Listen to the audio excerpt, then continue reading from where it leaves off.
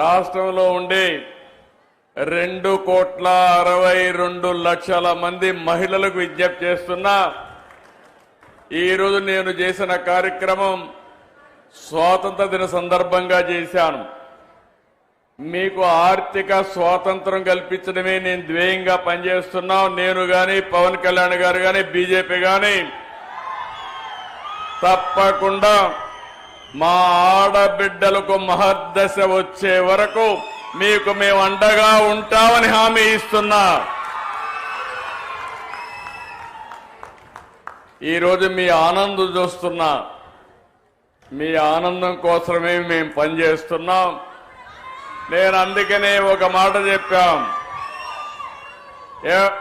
ఏమమ్మా ఆడబిడ్డలు అందరూ ఆనందంగా ఉన్నారా? అక్కలు చెల్లెళ్ళు ఆనందంగా ఉన్నామంటే ఊరంతా అయినపేట గట్టిగా చప్పట్లు కొట్టి హర్షాన్ని వ్యక్తం చేయండి.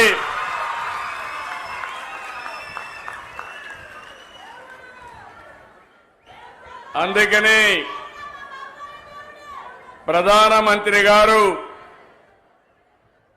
వికసిత్ భారత్ 2047 తీసుకొస్తే మనం స్వర్ణాంధ్రప్రదేశ్ 2047 తీసుకొచ్చాం. అందులో మీరు చూస్తే ఆరోగ్యం, ఆనందం, ఆదాయం అందరికీ ఉండాలనే ఏకైక లక్ష్యంతో ముందుకు పోతున్నాం. ఈరోజు మీరందరూ చూసినప్పుడు నేను ఇక్కడికి వస్తే దారంతా బస్సులో ప్రయాణం చేశాం. నేను మిత్రుడు పవన్ కళ్యాణ్ గారు మిగిలిన అందరం కలిసి. మీ ముఖాల్లో ఆనందం చూస్తే నాకు అనిపించింది నా పూర్వజన్మ సుకృతం ఇది. నా ఆడబిడ్డలకు మంచి చేశారని ఒక ఆనందం, ఒక తృప్తి. చాలా రోజులు అనుకున్నాం కానీ స్త్రీ శక్తి ఎప్పుడు ప్రారంభించాలి అంటే ఆగస్టు 15 ప్రారంభించాలని నిర్ణయం చేశామంటే దీని వెనకాల ఒక చరిత్ర ఉంది.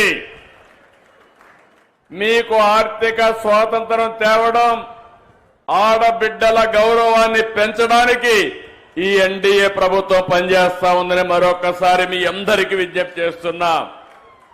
పేరు కూడా స్త్రీ శక్తి అని పేరు పెట్టాం. ఇది ఇప్పుడు నుంచి ప్రతి ఆడబిడ్డ బస్సు ఎక్కి రాష్ట్రంలో